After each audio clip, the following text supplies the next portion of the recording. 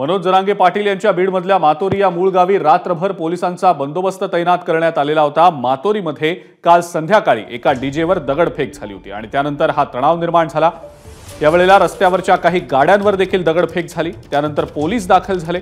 मात्र शहराच्या दोन्ही बाजूंना म्हणजे बीड आणि नगर या दोन्ही दिशेच्या बाजूने रास्ता रोको हा रात्रभर सुरू होता। तर मातोरीमध्ये पोलिसांचा तगडा बंदोबस्त तैनात करण्यात आलेला होता।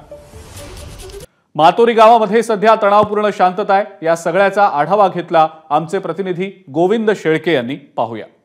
रात्री दगडफेकीचे प्रकार घडल्यानंतर मनोज जरांगे पाटील यांचं मूळ गाव असलेल्या मातोरीमध्ये मी सध्या आहे आणि या ठिकाणी आपण बघतोय की कशा प्रकारे पोलीस बंदोबस्त जो रात्रीपासून होता, रात्री या ठिकाणी अभूतपूर्व असा पोलीस बंदोबस्त होता। वेगवेगळे पोलीस हे बोलवण्यात आले होते। आताही पोलीस बंदोबस्त या ठिकाणी आहे ना। आपण बघतोय की या ठिकाणी जे लोक आहेत ते सुद्धा तणावाखाली आहेत। तणावपूर्ण शांतता या मातोरीमध्ये आपल्याला पाहायला मिळते।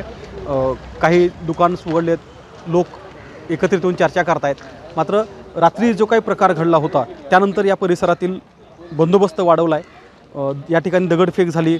इथले परिणाम जे आहेत दगडफेकीचे ते या गावाच्या दोन्ही बाजूला असलेल्या गावाच्या फाट्यावरती झाले। तिथे अनेक गाड्यांचे काचं फुटलेत हे आपल्याला रस्त्यावर पाहायला मिळत आहे। आणि एकूण रात्री जो काही प्रकार घडला त्यानंतर मातोरीमध्ये आता तणावपूर्ण शांतता पाहायला मिळते आहे। गोविंद शेळके, एबीपी माझा, मातोरी, बीड। एबीपी माझा, उघडा डोळे बघा नीट।